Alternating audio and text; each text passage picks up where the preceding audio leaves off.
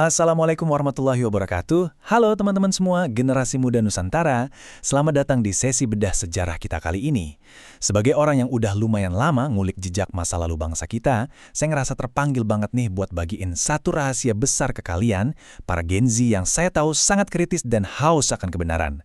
Hari ini, kita bakal ngebongkar sebuah rekayasa dan penutupan sejarah besar-besaran yang pernah terjadi di Tanah Jawa. Ingat ya teman-teman, sejarah itu bukan cuma catatanku sama masa lalu, tapi ini benar-benar medan pertarungan memori. Jadi, mari kita bedah sama-sama fakta yang selama ini sengaja ditutup rapat dari buku pelajaran sekolah kita. Kalau saya tanya nih, apa sih yang paling banyak dirampas penjajah dari Nusantara? Kalian mungkin bakal langsung kepikiran, oh rempah-rempah, emas, atau hasil bumi, iya kan? Tapi apa yang sebenarnya mereka curi? Jawabannya jauh lebih mendalam dan efeknya lebih ngeri dari sekedar eksploitasi ekonomi. Waktu kolonial Belanda datang, mereka itu nggak cuma bawa senjata dan narik pajak. Mereka secara sistematis ngebongkar, merusak, dan mencuri sistem keadilan serta tata hukum asli bangsa kita, yang sebenarnya udah jalan harmonis banget. Secara harfiah, mereka merampas ruh keadilan dari masyarakat kita. Buat mahamin seberapa parah situasi waktu itu, ada satu istilah yang mungkin baru buat sebagian dari kalian, epistemisida. Coba ingat kata ini baik-baik ya. Narasi penjajahan Belanda itu bukan cuma soal pergantian penguasa atau administrasi, tapi ini adalah sebuah epistemisida. Ini tuh bentuk kekerasan intelektual yang luar biasa. Mereka dengan sengaja memusnahkan sistem pengetahuan, moral, dan hukum Islam yang udah mengakar kuat berabad-abad di Nusantara, terus diganti paksa sama hukum kolonial cuma demi kepentingan ekonomi mereka. Kita masuk ke bagian pertama, era keemasan syariat di Tanah Jawa.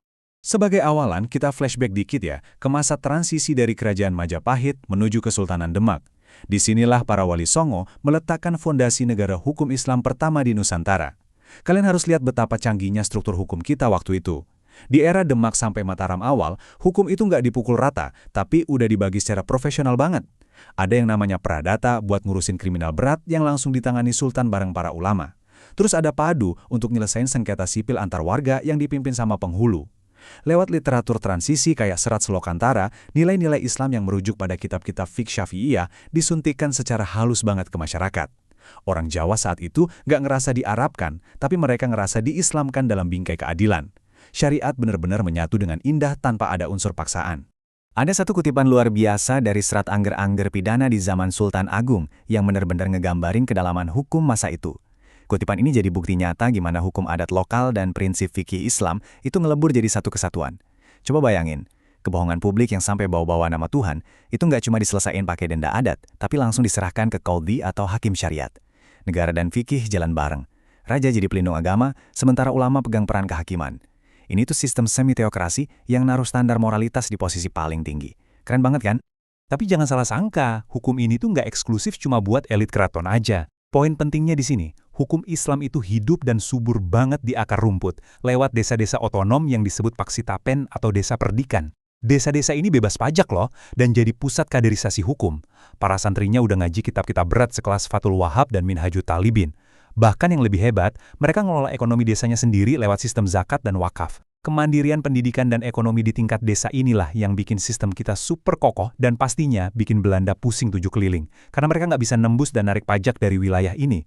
Belanda akhirnya sadar, kekuatan militer doang nggak bakal cukup buat naklukin masyarakat yang solid di bawah syariat. Lanjut ke bagian 2, taktik licik Snokur Gronja. Nah, coba kalian perhatiin baik-baik pengakuan dari orientalis Belanda yang pernah nyamar ke Mekah dan Aceh ini. Dalam catatannya di tahun 1899, Snoekhur Gronje ini terang-terangan ngebongkar ketakutan terbesar pemerintah kolonial. Ternyata yang mereka takutin itu bukan ibadah personal umat Islam kayak sholat atau puasa, tapi mereka ngeri kalau syariat dibiarkan jadi sistem sosial dan dasar hukum. Buat Belanda, Islam yang punya power politik dan hukum adalah ancaman mutlak yang bisa menghancurin stabilitas penjajahan mereka. Terus, gimana ide jahat Snoek ini dijalanin buat nyabotase sistem kita? Belanda main halus tapi kejam lewat 3 manuver birokrasi. Pertama, mereka ngeluarin yang namanya teori receptio. Intinya teori ini bilang hukum Islam tuh baru dianggap sah kalau udah diterima sama hukum adat. Kedua, teori ini sengaja dipakai buat ngebenturin Islam dengan adat istiadat lokal. taktik pecah belah atau divide et impera yang klasik banget kan?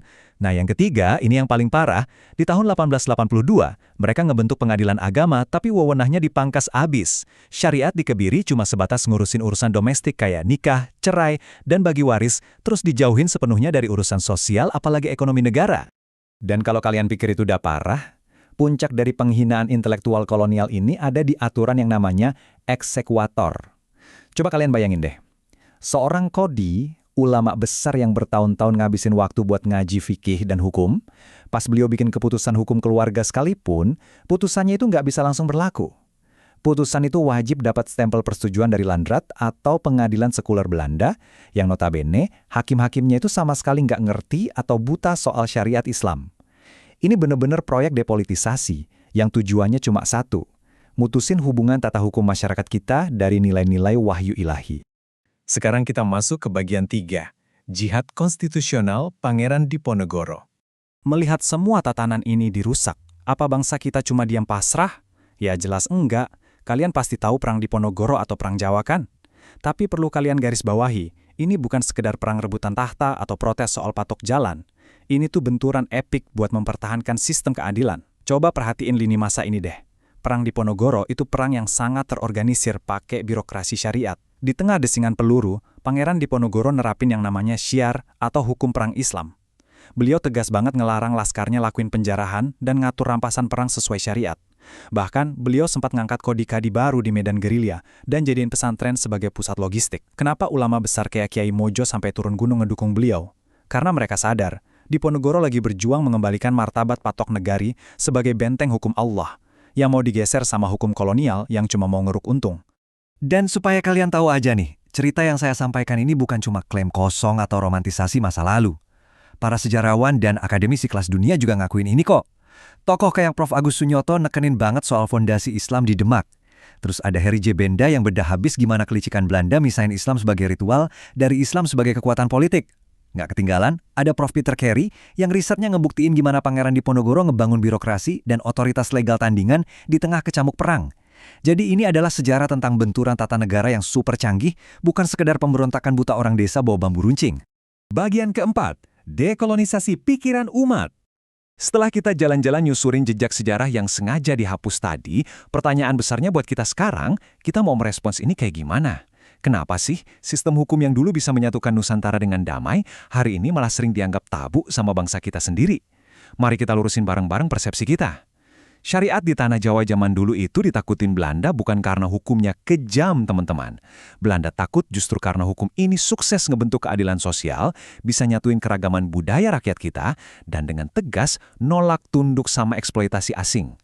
Hukum kita lahir dari akal sehat dan nilai spiritual, yang kemudian dipaksa diganti sama hukum kolonial yang tujuannya cuma satu, bikin kita mentalnya bergantung dan kekayaan alam kita bisa terus dikeruk. Begitu kita nyadar fakta ini, itu adalah langkah pertama kita buat ngelakuin dekolonisasi pikiran, alias ngebebasin otak dan cara pandang kita dari sisa-sisa mentalitas penjajah. Sebagai penutup, saya mau ngajak kalian merenungkan satu kalimat yang dalam banget ini. Barang siapa melupakan sejarah, hukumnya ia akan kehilangan dasar bagi keadilannya di masa depan.